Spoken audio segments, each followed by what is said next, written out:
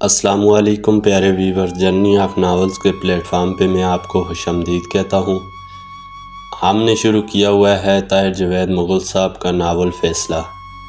اس سے قبل ہم اس ناول کی 8 قسطیں پڑھ چکے ہیں۔ آج میں آپ کو سنانے جا رہا ہوں فیصلہ ناول کی 9ویں قسط۔ امید ہے آپ کو یہ قسط پسند آئے گی۔ کمنٹ باکس میں اپنی رائے کا اظہار ضرور کیجیے گا۔ تو شروع کرتے ہیں ہم اپنی آج کی قسط۔ شام کو میرا دل کچھ بجھا بجھا سا تھا۔ نہ جانے کیوں مجھے محسوس ہوتا تھا کہ اتنے سارے لوگوں میں بھی میں بالکل تنہا ہوں۔ میرے ہمسفر حقیقت میں میرے ہمسفر نہیں تھے، وہ کسی اور دنیا کی مخلوق تھے۔ میں کسی اور سیارے کا باسی تھا۔ ایک مجبوری کے تحت وہ مجھے برداشت کر رہے تھے۔ اگر آج وہ مجبوری ختم ہو جاتی تو وہ آج ہی مجھے اپنا بستر بوریا گول کرنے کا حکم دے دیتے۔ پورے گروپ میں صرف اینی، اخلاق اور ندیم تھے جو دل سے مجھے اپنا ہمسفر سمجھ رہے تھے۔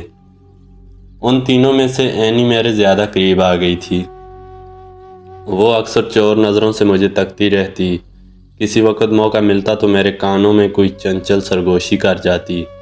کسی وقت سب کی نظر بچا کر میرا ہاتھ دبا دیتی۔ 1-2 موقعوں پر ایسا بھی ہوا کہ اس نے چند لمحوں کے لیے مکمل تنہائی ڈھونڈ لی اور میرے قریب آنا چاہا، لیکن میں نے اس حوالے سے ہر بار اس کی حوصلہ شکنی کی اور اپنی حدود میں رہا۔ اپنے طور پر میں حتی الامکان اینی سے دور رہنے کی کوشش کر رہا تھا۔ میں نہیں چاہتا تھا کہ کسی کو بات کرنے کا ذرا سا بھی موقع ملے۔ مجھے اپنے گروپ میں اپنی ریپوٹیشن اچھی طرح معلوم تھی۔ میں کسی قیمت پر اس ریپوٹیشن کو مزید بگاڑنا نہیں چاہتا تھا۔ اس شام میں گروپ سے الگ ہو کر اکیلا ہی درختوں میں نکل گیا۔ ایک درخت تلے ندیم نیم دراز تھا۔ میں نے پوچھا کہ کیا بات ہے؟ وہ حسب معمول مزاحیہ انداز میں بولا، مجھے تو بھائی جان اس بیچاری لڑکی کا غم نہیں بھول رہا۔ اف توبہ! میں اس کی باتوں میں الجھے بغیر آگے بڑھ گیا۔ ہموار میدان کے آخری کنارے پر جہاں سے کھائی شروع ہو جاتی تھی، اخلاق اور نرگس ایک میز کے گرد بیٹھے تھے، چائے کی چسکیاں لے رہے تھے اور مسکرا رہے تھے۔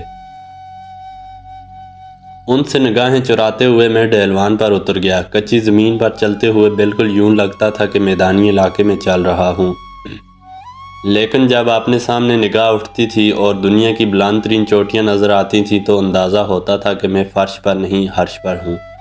شوگران میں سیبوں کے بہت سے خودرو درخت ہیں۔ ان درختوں پر چھوٹے سائز کے کچے پکے سیب بڑے بھلے لگ رہے تھے۔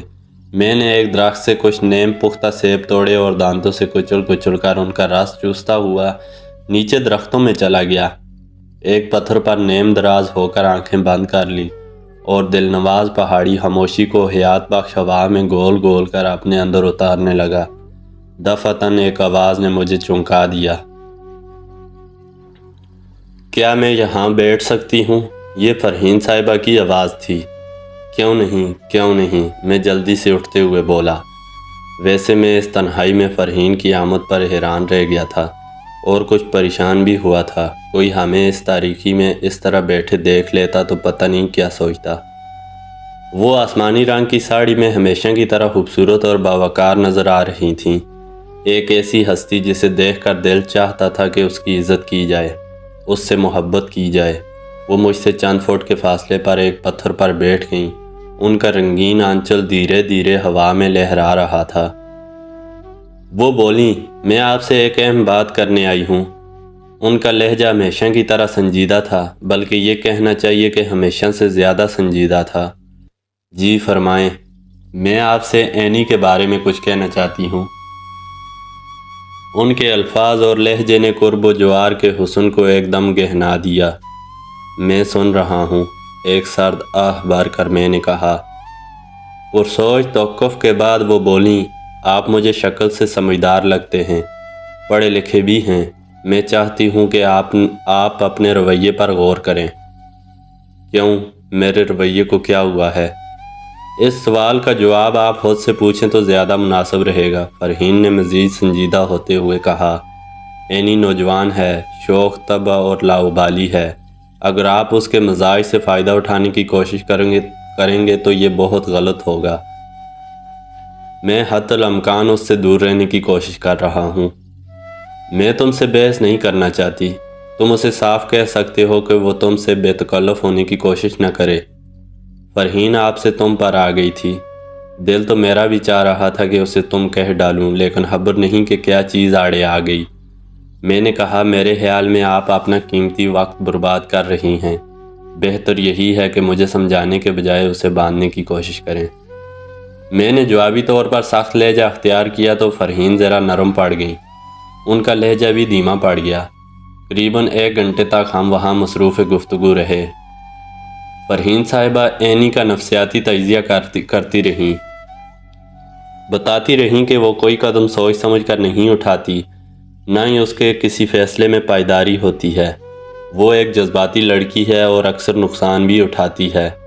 فرحین صاحبہ کا تجزیہ تھا کہ میں اینی کی نادانی سے فائدہ اٹھانے کی کوشش کر رہا ہوں، جو سراسر غلط ہے اور میرے لیے بہت نقصان دہ ہے، کیونکہ برادری میں پہلے ہی میرا امیج زیادہ اچھا نہیں ہے۔ میرے لیے بہتر یہی ہے کہ میں اینی کے بڑھتے ہوئے قدموں کو روکنے کی کوشش کروں اور اس سے کنارہ کشی اختیار کر لوں، نہ صرف اس ٹور کے دوران میں بلکہ بعد میں بھی اینی سے کوئی رابطہ نہ رکھوں۔ فرحین کی شخصیت میں وقار کا کوئی ایسا پہلو تھا کہ میں کوشش کے باوجود ان کی چپتی ہوئی باتوں کے جواب چپتے ہوئے لہجے میں نہیں دے پا رہا تھا۔ بہرحال میں نے ان سے وعدہ کیا کہ اینی سے دور رہنے کی پوری کوشش کروں گا۔ شام اب گہری ہو چکی تھی۔ شوگران میں برقی کمکمے روشن ہو چکے تھے۔ کسی ریسٹورنٹ میں بجنے والے ڈیک کی آواز ان درختوں تک پہنچ رہی تھی۔ غم ہے یا خوشی ہے تو، میری زندگی ہے تو۔ فرحین نے بتایا کہ وہ بازار جانے کا بہانہ کر کے یہاں آئی تھی۔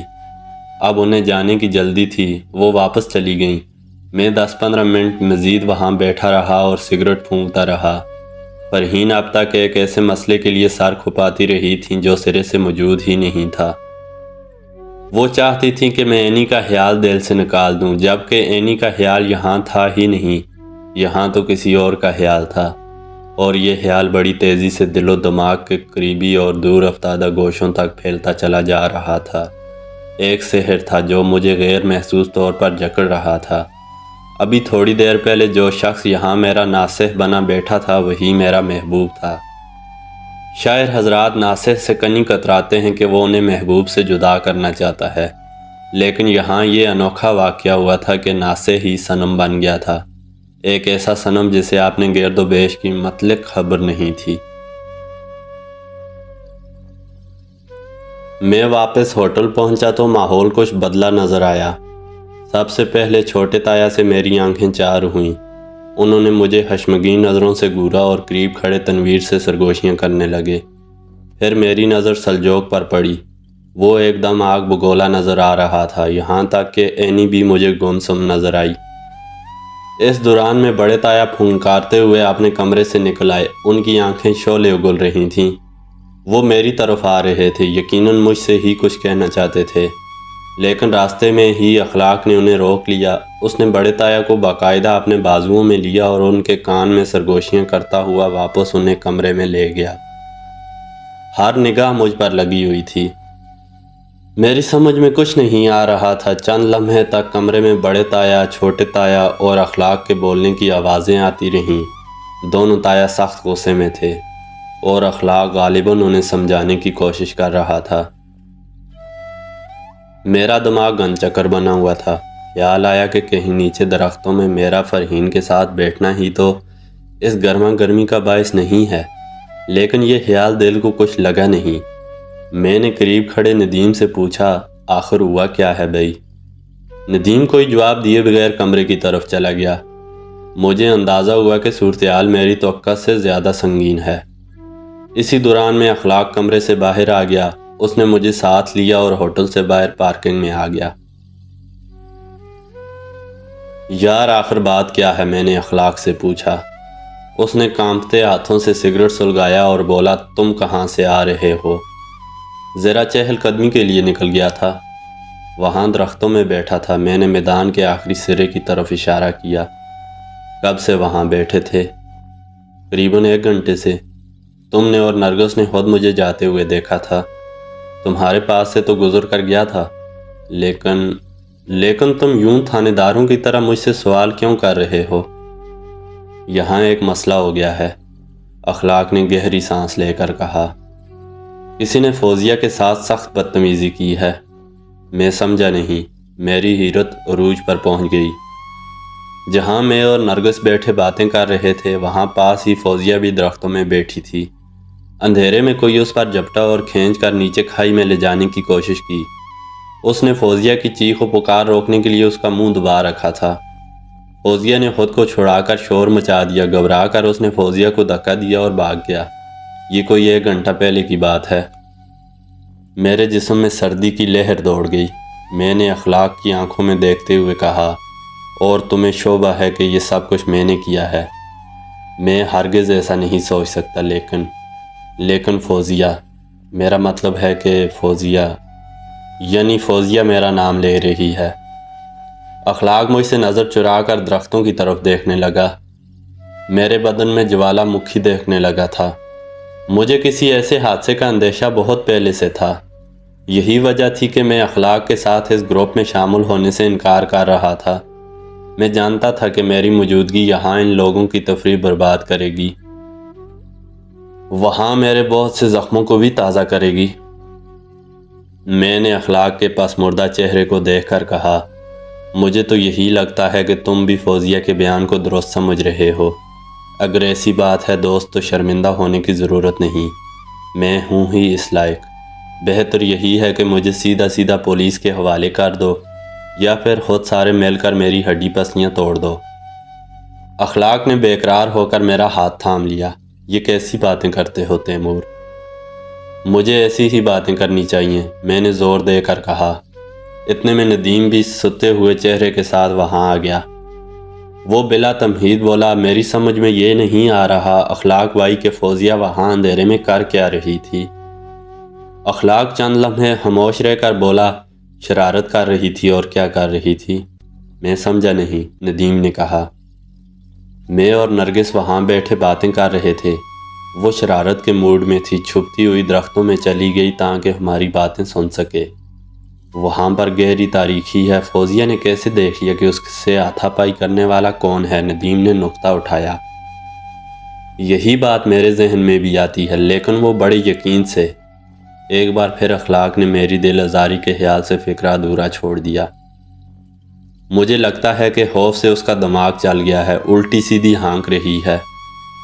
मेरा ख्याल है कि मैं हूँ ही इसी काबुल के मुझ पर इस किस्म का घटिया इल्ज़ाम लगाया जाता। मेरी आंखें बेख्तियार डबडबा गई थीं। अखलाक ने मेरा शाना थामना चाहा। मैंने उसका हाथ झटक दिया। मेरा ये ख्याल है कि मुझे अब यहाँ से रवाना होना चाहिए, मैंने कहा और तेज़ी से होटल की इमारत की तरफ बढ़ गया। आपने कमरे में आकर मैंने अपना सामान पैक किया और 15-20 मिनट के अंदर जाने के लिए तैयार हो गया। मैं होटल छोड़ने के लिए कमरे से निकलना ही चाहता था कि अखलाक और नदीम कमरे में आ धमके। अखलाक ने मेरे कंधे से ज़बरदस्ती बैग उतार लिया और बोला, तुम कहीं नहीं जाओगे। अगर तुम जाओगे तो फिर हम दोनों भी तुम्हारे साथ जाएंगे और ये कोई मामूली वाक़या नहीं होगा। इसके बाद बड़े मामू के साथ अपने ताल्लुकात पर मुझे नज़रसानी करनी होगी। मैंने कहा, तुम इस मामले को तूल देने की कोशिश न करो। जो कुछ हुआ अच्छा ही हुआ। मुझे एक बार फिर अपनी औकात का पता चल गया है। अखलाक और नदीम इसरार करते रहे, मैं इनकार करता रहा। बात ने जब बहुत तूल खींचा तो अखलाक एकदम अजरदा हो गया। उसकी आंखों से बाकायदा आंसू बहने लगे। ढीले ढाले लहजे में बोला, ठीक है तैमूर, तुम अपनी मर्ज़ी के मालिक हो, मेरा कोई ज़ोर नहीं है तुम पर। लेकिन अगर तुमने जाना ही है तो सिर्फ एक दिन के लिए रुक जाओ। मैं तुम्हें यूं मुल्ज़म की हैसियत से नहीं जाने दूंगा। मैं हर सूरत में कल तक खोज लगाऊंगा कि फौजिया से दस्त दराजी करने वाला कौन था।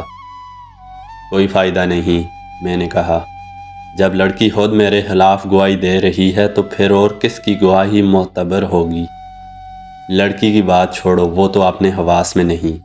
तुम बस मुझे एक दिन की मोहलत दे दो। नदीम बोला, वैसे भी मौसम बेहद ख़राब हो रहा है, बूंदाबांदी भी शुरू हो गई है। इस वक्त आपका निकलना किसी तौर मुनासिब नहीं। नदीम और अखलाक ने किसी न किसी तरह मुझे रोक लिया। एहतियात के तौर पर जाते हुए वो बाहर से दरवाज़ा बंद कर गए, जैसा कि मुझे बाद में मालूम हुआ। اخلاق اور ندیم اگلے روز دوپہر تک سرگرمی سے اس کھوج میں لگے رہے تھے کہ اندھیرے میں فوزیہ سے بدسلوکی کرنے والا کون تھا، لیکن وہ کسی حتمی نتیجے پر نہیں پہنچ سکے۔ گروپ میں تو میرے سوا سبھی شریف زادے تھے۔ ہوٹل کے ملازمین اور ویٹر وغیرہ کو بھی شامل تفتیش کیا گیا، مگر کچھ نتیجہ نہیں نکلا۔ فوزیہ نے بدحواسی کے عالم میں میرے خلاف بیان تو داغ دیا تھا، لیکن وہ کوئی ٹھوس ثبوت نہیں دے پائی تھی۔ فوزیہ کے بقول اس نے حملہ آور کا منہ نوچا تھا اور تھپڑ وغیرہ مارے تھے۔ منہ نوچا جائے تو اکثر چہرے پر ناخنوں کے نشانات رہ جاتے ہیں، ایسے نشانات کسی کے چہرے پر نظر نہیں آ رہے تھے، حتیٰ کہ میرے چہرے پر بھی نہیں تھے، حالانکہ اعلان شدہ ملزم میں ہی تھا۔ دوپہر کو چھوٹے تایا اور تائی جان میرے پاس آئے، اخلاق بھی ان کے ساتھ تھا۔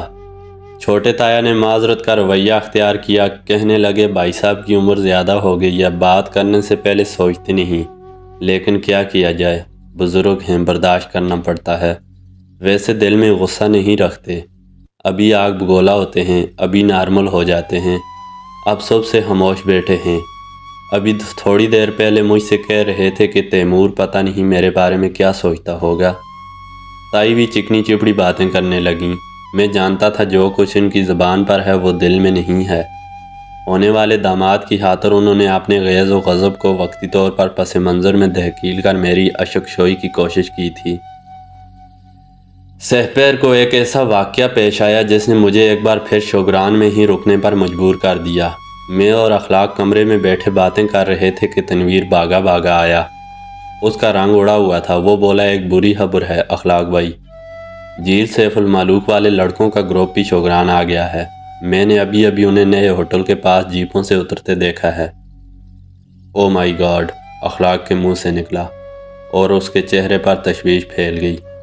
ان لوگوں نے بھی تمہیں دیکھا ہے؟ اخلاق نے پوچھا۔ میرا خیال ہے کہ دیکھا ہے، تنویر نے جواب دیا۔ اب کیا کیا جائے؟ اخلاق نے مجھ سے پوچھا۔ اس کا فیصلہ تو وقت ہی کر سکتا ہے۔ اخلاق چاہتا تھا کہ گروپ کے باقی ارکان سے یہ اطلاع چھپا کر رکھی جائے، لیکن عملاً ایسا ممکن نہیں تھا۔ شوگران چھوٹا سا ہل اسٹیشن ہے، وہاں 20-22 لڑکوں کا گروپ چھپا کیسے رہ سکتا تھا؟ 1.5-2 گھنٹے میں یہ خبر ہماری پارٹی کے سبھی ارکان کو معلوم ہو چکی تھی کہ جیل والے لڑکے یہاں بھی پہنچ گئے ہیں۔ اب 2 صورتیں ہو سکتی تھیں کہ ایک تو یہ لڑکے اتفاقاً یہاں پہنچے تھے، دوسرا انہوں نے ہمارا تعاقب کیا تھا۔ دونوں صورتوں میں ہمارے لیے بدمزگی کا سامان بہرحال موجود تھا۔ اخلاق وغیرہ شوگران سے آگے سری پائے نامی مقام پر جانا چاہتے تھے اور وہاں کیمپنگ کا ارادہ رکھتے تھے، لیکن اب سب کچھ چوپٹ ہوتا دکھائی دے رہا تھا۔ لڑکوں نے شام تک ہمارے ٹھکانے کا کھوج بھی لگا لیا۔ وہ 2-3 بار ٹولیوں کی صورت میں شور شرابہ کرتے ہوٹل کے سامنے سے گزرے۔ ان میں 2-3 نئے چہرے بھی نظر آ رہے تھے، شاید یہ لوگ بعد میں ان کے ساتھ شامل ہوئے تھے۔ یہ نئے چہرے حلیے اور صورت کے اعتبار سے چھٹے ہوئے خوشحال گنڈے نظر آتے تھے۔ ان میں سے ایک کے پاس موبائل فون بھی تھا۔ شام کے بعد میں اپنے کمرے میں اکیلا بیٹھا تھا کہ فرحین وہاں آئیں۔ انہوں نے دوپٹہ سر پر اوڑھ کر کانوں کے پیچھے سے اڑس رکھا تھا۔ دوپٹے کے اس انداز سے پتہ چلتا تھا کہ وہ تھوڑی دیر پہلے تک نماز پڑھ رہی تھیں۔ میں انہیں اپنے کمرے میں دیکھ کر چونکا۔ انہوں نے ایک کاغذ میری طرف بڑھایا اور جلدی سے بولیں، اسے پڑھ لیجئے گا۔ ہاتھ دینے وہ جس متان سے آئی تھیں اسی متان سے واپس چلی گئیں۔ میں نے خط پڑھا اور پڑھتا چلا گیا۔ لکھا تھا، تیمور صاحب، مجھے اس بات پر بے حد اذیت پہنچی ہے کہ آپ کو ایک بیہودہ الزام کا سامنا کرنا پڑا ہے۔ کاش یہ سب کچھ نہ ہوا ہوتا۔ میں آپ کی بے گناہی کی گواہ ہوں، کیونکہ جس وقت فوزیہ والا واقعہ ہوا آپ میرے ساتھ نیچے درختوں میں بیٹھے باتیں کر رہے تھے، لیکن میں یہ بات دوسروں کو نہیں بتا سکتی۔ میں نے واپس آ کر کہا تھا کہ بازار سے خریداری کر کے آئی ہوں۔ اگر آپ یہ کہوں کہ میں بازار نہیں گئی تھی بلکہ آپ کے ساتھ نیچے درختوں میں بیٹھی تھی تو شکوک پیدا ہوں گے، اور اس گروپ میں کچھ بے حد شکی مزاج قسم کے لوگ موجود ہیں۔ اگر میں اس واقعے کے حوالے سے زیادہ پریشان ہوں تو شاید اس کی وجہ بھی یہی ہے کہ میں آپ کی صفائی دے سکتی ہوں، لیکن خاموش رہنے پر مجبور ہوں۔ بہرحال اگر میں آپ کی بے گناہی کی گواہ نہ بھی ہوتی تو میرا ذہن آپ کے حوالے سے ایسے گھٹیا الزام کو کبھی تسلیم نہ کرتا۔ میری ہمدردیاں آپ کے ساتھ ہیں، اور آخر میں آپ سے ایک گزارش ہے۔ اخلاق بتا رہا تھا کہ آپ واپس جانے کا تہیہ کیے ہوئے ہیں۔ میں آپ پر زور تو نہیں دے سکتی، صرف گزارش کر سکتی ہوں۔ جیسا کہ مجھے ابھی معلوم ہوا ہے، جھیل والے غنڈے ہمارے پیچھے یہاں بھی آ گئے ہیں۔ میں چاہتی ہوں کہ ایسے موقع پر آپ ہمیں اکیلا چھوڑ کر نہ جائیں۔ آپ کی موجودگی سے مجھے اور باقی سب کو تحفظ کا احساس رہے گا۔ میں نے اخلاق کو مشورہ دیا ہے اور آپ کو بھی رائے دیتی ہوں کہ سریپائے میں کیمپنگ کا پروگرام ختم کر دیں اور واپس چلیں۔ یہ نہ ہو کہ کوئی ایسی بدمزگی پیدا ہو جائے جو ساری تفریح کو غارت کر دے۔ میں کافی دیر ہاتھ پکڑے بیٹھا رہا، فرحین کی تحریر دیکھتا رہا۔ لفظوں کے دائرے، خطوط، سب کچھ فرحین کی ہی طرح دلکش تھا۔ اس خط نے مجھے احساس دلایا کہ فرحین کے دل میں میرے لیے ایک نرم گوشہ پیدا ہوا ہے۔ یہ پتھر میں جونک لگنے والی بات تھی۔ اس سفر کے آغاز میں سوچ بھی نہیں سکتا تھا کہ یہ انتہائی سنجیدہ مزاج اور محتاط خاتون مجھ پر اتنا بھروسہ کرے گی کہ مجھے ایک نامہ تحریر کرے گی، اور اس نامے کی تحریر میں میرے لیے ہمدردی کی خوشبو ہوگی۔ یہ سب واقعات کی کرشمہ کاری تھی۔ فرحین بالکل اتفاقیہ طور پر میری بے گناہی کی گواہ ہو گئی تھی، اور یہ ایسی گواہی تھی جسے وہ دینے کی خواہش رکھتی تھیں مگر دے نہیں سکتی تھیں۔ یہ صورتحال میرے لیے تکلیف دہ ہونی چاہیے تھی، لیکن نہ جانے کیوں مجھے خوشی کا احساس ہو رہا تھا۔ شاید اس لیے کہ گواہی کے سلسلے میں فرحین کی مجبوری نے فرحین کے دل میں میری ہمدردی کو ابارا تھا، اور میں اس ہمدردی کے لیے ہر قیمت چکانے کو تیار تھا۔ ان جھیل سی خاموش آنکھوں نے کوئی ایسا جادو کیا تھا مجھ پر کہ دل و دماغ ایک گلابی دھند میں اوجل ہوتے چلے جا رہے تھے۔ اس دھند میں ایک پاگل کر دینے والی خوشبو تھی، ایک ایسا ریشمی لمس تھا جس کی کیفیت کو لفظوں میں بیان کرنا ممکن نہیں تھا۔ فرحین کا خط پڑھنے کے بعد میں نے پھاڑ دیا اور اس کے پرزے آتش دان میں جھونک دیے۔ اگلے روز بھی اخلاق اور ندیم کے پرزور اصرار کے باوجود میں نے ناشتہ اپنے کمرے میں ہی کیا۔ میں بڑے تایا کی شکل دیکھنا نہیں چاہ رہا تھا۔ مجھے خدشہ تھا کہ انہیں دیکھ کر میرا دماغ پھر چٹک جائے گا اور ان کی وہ غسیلی نگاہیں یاد آ جائیں گی جو پرسوں شام انہوں نے مجھ پر ڈالی تھیں اور جنہوں نے میرے سینے کو چھید کر رکھ دیا تھا۔ اخلاق، ندیم اور تنویر وغیرہ نے بھی میرے ساتھ ہی ناشتہ کیا۔ ہاں، سلجوق نظر نہیں آیا۔ اخلاق کی زبانی علم ہوا کہ بدقماش لڑکوں کی ٹولی کو سبق سکھانے کے لیے بڑے تایا مقامی پولیس چوکی سے رابطہ کرنا چاہ رہے تھے۔ سلجوق بھی ان کا ہم نوا تھا، مگر اکثریت نے اس کی مخالفت کی، لہٰذا یہ پروگرام کینسل ہو گیا۔ ناشتے کے دوران میں ہم چاروں اس موضوع پر بات کرتے رہے۔ باتوں باتوں میں ایک ایسی بات سامنے آئی جس نے مجھے مجبور کر دیا کہ میں اپنے غم و غصے کو پس منظر میں دھکیل دوں اور فی الحال گروپ کو چھوڑنے کا خیال ترک کر دوں۔ دراصل تنویر یہ بات کر رہا تھا کہ گنڈا پارٹی کو یہ کیسے علم ہوا ہم شوگران میں ہیں۔ ندیم نے کہا کہ ممکن ہے جب ہم ناران سے روانہ ہوئے تو گروپ میں سے ایک دو لڑکوں نے ہماری بے خبری میں ہمارا پیچھا کیا ہو، اس کے بعد ساتھیوں کو اطلاع دے دی ہو کہ ہم شوگران میں ہیں۔ میں نے کہا پھر تو یہ بھی ممکن ہے کہ ہمارا پیچھا کرنے والے ایک دو لڑکے پچھلے 2-3 دن سے ہمارے ساتھ ہی شوگران میں موجود ہوں۔ اس کے ساتھ ہی ایک اور بات بجلی کی طرح میرے ذہن میں آئی، کہیں ایسا تو نہیں تھا کہ فوزیہ کے ساتھ دست درازی کرنے والے بھی یہی لڑکے ہوں۔ میں نے اپنے خیال کا اظہار اخلاق وغیرہ پر کیا تو وہ بھی بری طرح چونک گئے۔ یہ بات واقعی قابل غور تھی۔ میں نے اس پہلو پر جتنا بھی سوچا، میرا یہ خیال پختہ ہوتا چلا گیا کہ گروپ کے کچھ لڑکے یہاں موجود تھے اور فوزیہ کے ساتھ پیش آنے والے واقعے میں گنڈا پارٹی کا امول دخل ہے۔ بہرحال اپنے اس خیال کی تصدیق کے لیے میرے یا اخلاق وغیرہ کے پاس کوئی ٹھوس ثبوت موجود نہیں تھا۔ اگلے 4-5 روز ہم نے شوگران میں ہی گزارے۔ لڑکے بھی شوگران میں موجود تھے، گاہے گاہے وہ ہمیں نظر بھی آتے رہے، لیکن ان کی طرف سے کوئی ایسی بات نہیں ہوئی جو پھر سے جھگڑے کا سبب بنتی۔ وہ اپنے حال میں مگن نظر آ رہے تھے۔ ان کا ہوٹل ہمارے ہوٹل سے کافی فاصلے پر تھا اور شاید یہ بات بھی حالات کی بہتری میں معاون ثابت ہوئی تھی۔ فرحین کے ساتھ ایک دو بار میرا مختصر مکالمہ ہو چکا تھا۔ ان کے لہجے میں اب مجھے اپنے لیے وہ سرد مہری نظر نہیں آتی تھی جو اس سے پہلے نمایاں تھی۔ وہ مسکراتی ہوئی بہت خوبصورت لگتی تھیں۔ دل چاہتا تھا کہ سب کام چھوڑ کر اور ہر طرف سے دھیان ہٹا کر ان کی مسکراہٹ دیکھتے رہو۔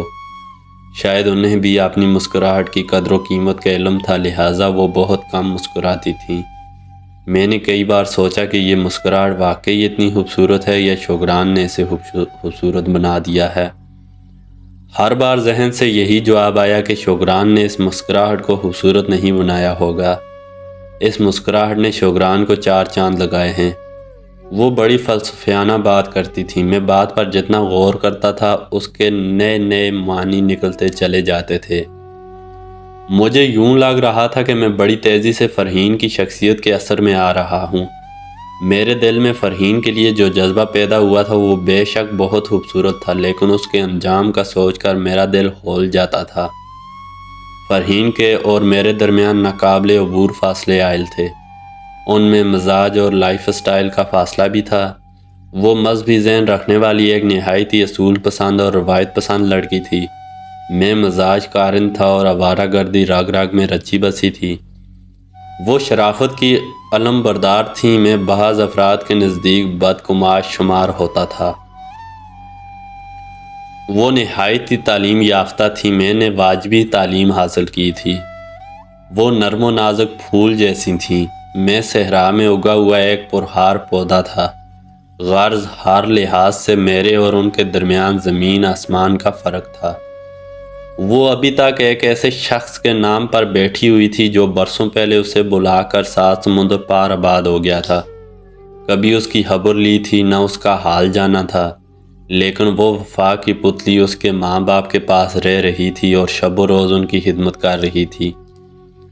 اسے اپنی ساری زندگی کی بربادی منظور تھی، لیکن طلاق کا داغ ماتھے پر سجانا منظور نہیں تھا۔ میں نے اس موضوع پر سوچنا شروع کیا تو ذہن کہاں سے کہاں پہنچ گیا۔ ہوٹل کی کھڑکی سے باہر نظر آنے والے پربتوں کے خوشنما مناظر میری نگاہوں کے سامنے رہے، لیکن مجھ سے بہت دور چلے گئے۔ میں سوچنے لگا کہ کہیں ایسا تو نہیں کہ ہماری رگوں میں اس خطے کے رسم و رواج اب تک خون بن کر دوڑ رہے ہوں۔ ہندو مت کے وہ کہنا عقائد جن کے مطابق بیوی اپنی شوہر کی میت کے ساتھ ستی ہو جایا کرتی تھی، وہ اپنی زندگی کو اپنے شوہر کی زندگی کے سوا کچھ سمجھتی ہی نہیں تھی۔ میں نے سوچا کہیں ہماری کچھ مشرقی عورتوں میں یہ حد سے تجاوز کر جانے والی شوہر پرستی بھی اس ستی کی کوئی بدلی ہوئی شکل تو نہیں؟ کہیں ایسا تو نہیں کہ ہمارے خون میں نسل در نسل سفر کرنے والے فرسودہ عقائد ابھی تک ہمارے اسلام کی تعلیمات کے خلاف مزاحمت جاری رکھے ہوئے ہیں؟ اگر ایسا نہیں تو پھر کیوں ابھی تک کچھ ایسی رسمیں ہم میں باقی ہیں جن کا اسلام میں دور دور تک ذکر نہیں؟ ہمارا مذہب کسی جگہ یہ حکم نہیں دیتا کہ اگر ایک معصوم لڑکی کسی غلطی کے سبب ایک شرابی، جواری اور آوارہ شوہر کے پلے بن جائے تو اس کے لیے ضروری ہے کہ وہ ساری عمر شوہر کے ظلم و ستم سہتی رہے اور اپنے چھٹکارے کے بارے میں سوچنا گناہ کبیرہ سمجھے۔ پھر میرے خیالات کا دائرہ فرحین کی طرف مڑ گیا۔ وہ خوبصورت تھیں، جوان تھیں، کیوں اپنے لیے کوئی جیون ساتھی نہیں چاہتی تھیں؟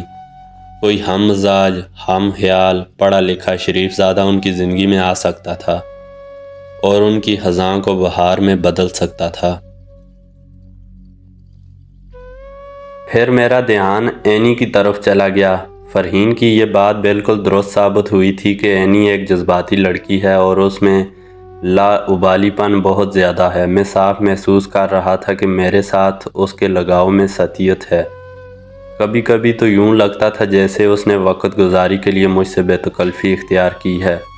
دوسرے لفظوں میں اسے فلرٹ بھی کہا جا سکتا تھا۔ مجھے کاغان کی وہ رات ابھی بھولی نہیں تھی جب اینی نے مجھ سے اپنی دلچسپی کے اظہار کے لیے ایک نہایت ہی عامیانہ طریقہ اختیار کیا تھا اور میرے بستر تک اپنا ہاتھ پہنچا دیا تھا۔ یہ واقعہ اینی کے کھلے ذہن رہن سہن کا عکاس تھا۔ تنویر کی زبانی بھی مجھے ایک دن معلوم ہوا تھا کہ کالج میں اور خاندان میں اینی کے ایک دو افیئرز مشہور ہوئے تھے۔ یہی وجوہات تھیں کہ میں اب اینی سے حتی الامکان کنی کترا رہا تھا۔ در حقیقت مجھے کبھی بھی اینی میں دلچسپی نہیں رہی تھی، نہ ہی میں نے اینی کی خواہش کے باوجود اسے کبھی چھونے کی کوشش کی تھی۔ اگر دوران سفر میں نے اینی کی بے تکلفی کا جواب بے تکلفی سے دیا بھی تھا تو اس کی وجہ صرف یہی تھی کہ میں غیر ارادی طور پر فرحین کی توجہ چاہ رہا تھا۔ فوزیہ والے واقعے کے بعد ایک شام اینی میرے پاس آئی تو میں نے اس سے واضح بے رخی اختیار کی۔ میں نے کہا تم نے دیکھ ہی لیا ہے اینی کہ تمہارے خاندان میں میری کتنی عزت ہے، اب اس عزت میں اضافہ مت کرو، بس اتنا ہی احترام و وقار مجھے عزم ہو جائے تو بہت ہے۔ وہ مجھے گھورتی رہی تھی لیکن بولی کچھ نہیں تھی، پھر پاؤں پٹکتی ہوئی باہر چلی گئی تھی۔ شوگران میں ہمارے قیام کا 8واں دن تھا۔ شام کو فارسٹ ریسٹ ہاؤس کے خوبصورت گراسی گراؤنڈ میں ٹہلتے ٹہلتے فرحین میرے پاس آ گئیں۔ کہنے لگیں کیا بات ہے، اینی آپ سے بہت کھنچی کھنچی ہے، کچھ کہا ہے آپ نے اسے؟ میں نے کہا سارے ہی مجھ سے کھنچے کھنچے ہیں، میں نے کسی سے کیا کہا ہے؟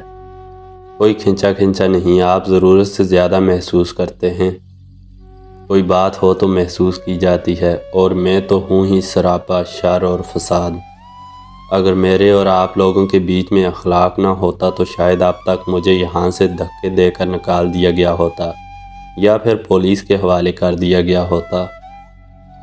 میں مانتی ہوں کہ آپ کے ساتھ زیادتی ہوئی ہے۔ یہ ایک اتفاق تھا کہ جس وقت فوزیہ والا واقعہ ہوا آپ بغیر اطلاع کے اپنے کمرے سے نکلے ہوئے تھے۔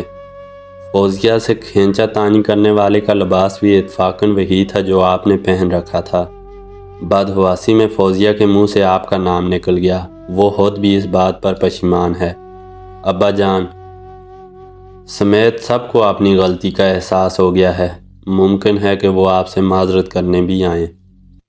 یہ سب دکھاوے کی باتیں ہیں فرحین صاحبہ، آپ نہیں جانتی ان لوگوں کے دل میں میرے لیے نفرت کی کتنی ریل پیل ہے۔ ان کے چہروں کی مسکراہٹیں مصنوعی اور ان کے میٹھے بول دراصل زہر میں بجھے ہوئے تیر ہیں۔ فرحین نے غور سے مجھے دیکھا، پھر بولیں کچھ بھی ہے، میں کم از کم اینی کے والے سے تو یہ بات ماننے کو تیار نہیں کہ وہ فوزیہ والے واقعے میں آپ کو قصوروار سمجھتی ہے اور اسی سبب آپ سے کھنچی ہے۔ پھر آپ کیا سمجھتی ہیں اس کے علاوہ اور کیا بات ہو سکتی ہے؟ فرحین کی آنکھوں میں میرے لیے تشکر کی ایک کرن نظر آئی۔ وہ آہستگی سے بولی میرا خیال ہے کہ آپ نے اسے خود سے دور رکھنے کی شعوری کوشش کی ہے، سرد مہری برتی ہے اس سے۔ آپ جو چاہیں سمجھ لیں، میں نے کہا۔ سامنے سے ندیم اور اخلاق ٹہلتے آ رہے تھے۔ فرحین کچھ کہتے کہتے خاموش ہو گئیں۔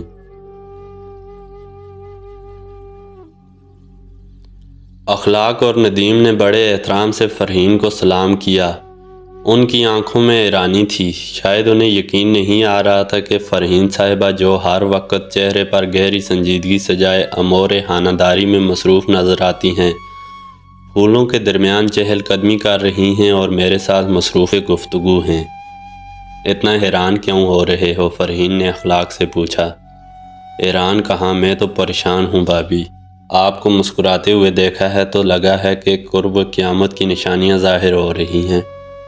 کیا اتنی خوفناک مسکراہٹ ہے؟ مسکراہٹ تو پیاری ہے لیکن اس کا نتیجہ ضرور خوفناک نکلے گا، یا پھر یہ بھی ہو سکتا ہے کہ کوئی بہت خوبصورت نتیجہ نکل آئے۔ لیکن نتیجہ نکلنا کیوں لازمی ہے؟ میں نے پوچھا۔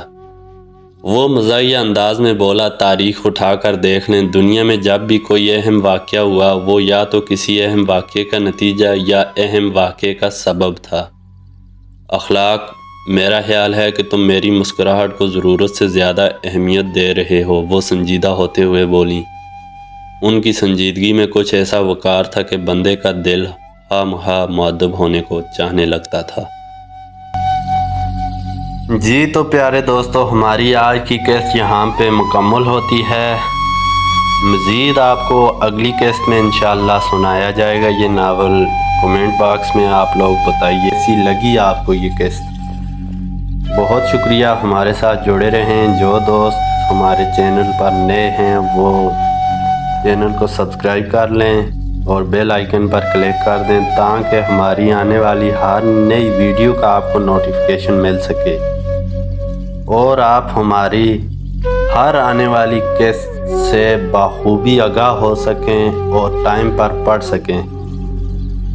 بہت شکریہ، سلامت رہیں، اللہ حافظ۔